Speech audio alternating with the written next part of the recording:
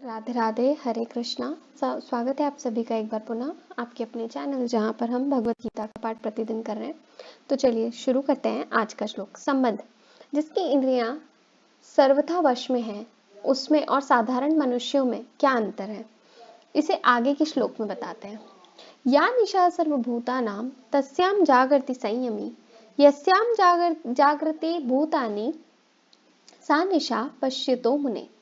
व्याख्या: जिनकी इंद्रियां और मन वश में नहीं है, जो भोगों में आसक्त हैं, वे सब परमात्मा तत्व की तरफ से सोए हुए हैं। परमात्मा क्या है, तत्व ज्ञान क्या है, हम दुख क्यों पा रहे हैं, संताप जलन क्यों हो रही है, हम जो कुछ कर रहे हैं उसका परिणाम क्या होगा, इस तरफ बिल्कुल न देखना ही उनकी रात है, उनके लिए बिल्कुल अंधेरा है। यहाँ भूता नाम कहने का तात्पर्य है कि जैसे पशु पक्षी आदि दिन भर खाने पीने में ही लगे रहते हैं, ऐसे ही जो मनुष्य रात दिन खाने पीने में, सुख आराम में, भोगों में और संग्रह में, धन कामना में ही लगे हुए हैं, उन मनुष्यों की गणना भी पशु पक्षी आदि में ही है।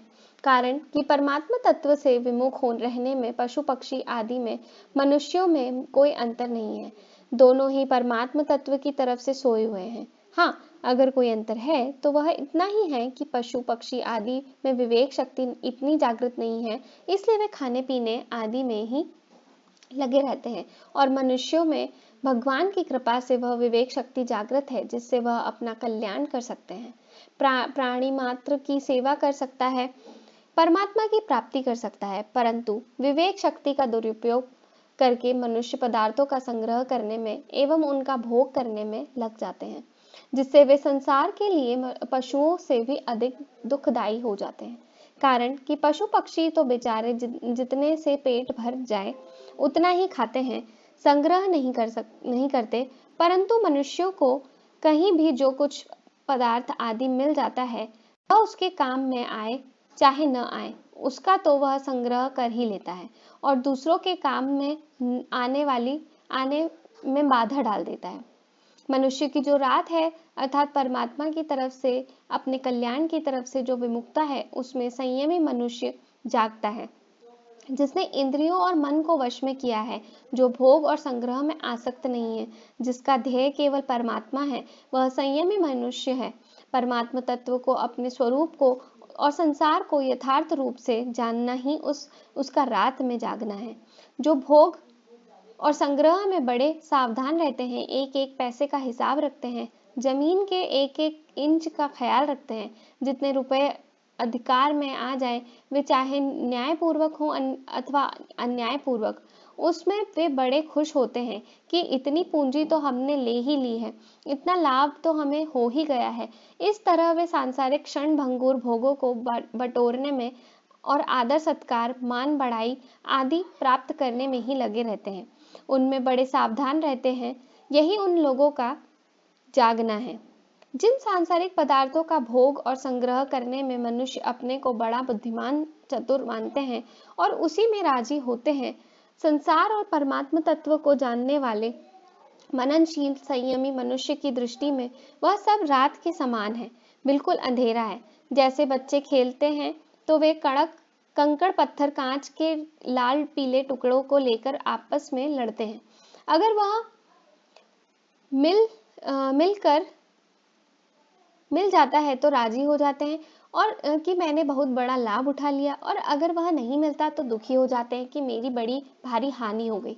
परंतु जिसके मन में कंकड़ पत्थर आदि का महत्व नहीं है, ऐसा समझदार व्यक्ति समझता है कि इन कंकड़ पत्थरों के मिलने से क्या लाभ हुआ और न मिलने से क्या हानि हुई। इन बच्चों को अगर कंकड़ पत्थर मिल भी जाए तो ये कब तक उनके साथ रहेंगे।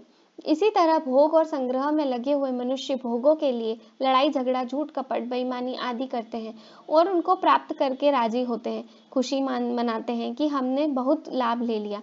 परंतु संसार को और परमात्मा तत्व को जानने वाला मननशील संयमी मनुष्य साफ देखता है कि भोग मिल गए हैं, आदर सत्कार हो गया, सुख आराम हो गया, खा पी लिया, खूब श्रृंगार कर लिया, तो क्या होगा।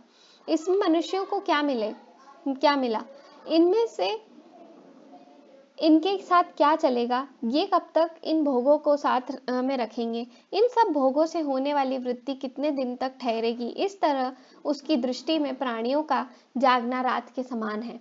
वह मननशील संयमी मनुष्य परमात्मा को, अपने स्वरूप को और संसार को, परिणाम को तो जानता ही है। वह पदार्थों को भी अच्छी तरह से जानता है कि कौन सा पदार्थ किसके हित में लग सकता है, इससे दूसरों को कितना लाभ होगा। वह पदार्थों का अपनी अपनी जगह ठीक तरह से सदुपयोग करता है, उसको दूसरों की सेवा में लगाता है। जैसे नेत्रों में दोष होने पर जब हम आकाश को देखते हैं तब उसमें जाले से दिखते हैं, और आंखें मीच लेने पर भी मोर पंख की तरह वे जाले दिखते हैं, परंतु उनके दिखने पर भी हमारी बुद्धि में यह अटल निश्चय रहता है कि आकाश में जाले नहीं है।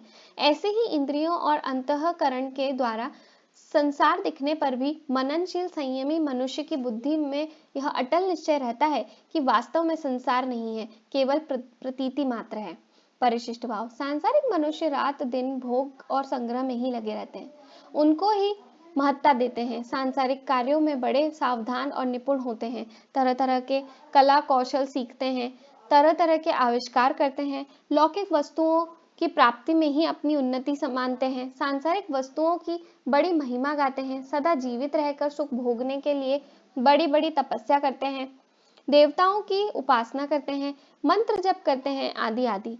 परंतु जीवन मुक्त तत्वज्ञ महापुरुष तथा सच्चे साधकों की दृष्टि में वह बिल्कुल रात है, अंधकार है, उसका किंचित मात्र भी महत्व नहीं है, कारण कि उनकी दृष्टि में ब्रह्मलोक तक संपूर्ण संसार विद्यमान है ही नहीं। सांसारिक लोग तो संसार में ही रचे पचे रहते हैं और ऐसा मानते हैं कि जो कुछ है यही है। पारमार्थिक विषय में उनकी बुद्धि जाती ही नहीं, परंतु पारमार्थिक साधक पारमार्थिक विषय के साथ साथ संसार को भी जानते हैं, इसलिए उनके लिए पश्यतः पद लिया है। संसारी लोग तो केवल रात को ही देखते हैं, किंतु दिन को देखते ही नहीं, पर योगी दिन को भी देखता है और रात को भी, यह दोनों में फर्क है। उदाहरणार्थ, बालक ने केवल बालकपना ही देखा है, जवानी नहीं देखी, पर वृद्ध पुरुष ने वृद्धावस्था के साथ साथ बालकपना भी देखा है और जवानी भी देखी है। रुपए रखने वाले व्यक्ति रुपयों को त्याग को नहीं जानता, पर रुपयों का त्याग करने वाला रुपयों के संग्रह को भी जानता है और त्याग को भी जानता है। यह सिद्धांत है कि संसार में लगा हुआ मनुष्य संसार को नहीं जान सकता, संसार से अलग होकर ही वह संसार को जान सकता है, क्योंकि वास्तव में वह संसार से अलग है। इसी तरह परमात्मा के साथ एक होकर ही मनुष्य परमात्मा को जान सकता है, क्योंकि वास्तव में वह परमात्मा के साथ एक है। जो है में स्थित है वह है और नहीं दोनों को जानता है, पर जो नहीं में स्थित है वह नहीं को भी यथार्थ रूप से अर्थात नहीं रूप से नहीं जान सकता। फिर वह है को कैसे जानेगा? नहीं जान सकता, उसमें जानने की सामर्थ्य नहीं है। है को जानने वाले का तो नहीं को मानने वाले के साथ विरोध नहीं होता, पर नहीं को मानने वाले का है के जानने वाले के साथ विरोध होता है। धन्यवाद। राधे राधे। हरे कृष्णा। कल पुनः मिलेंगे।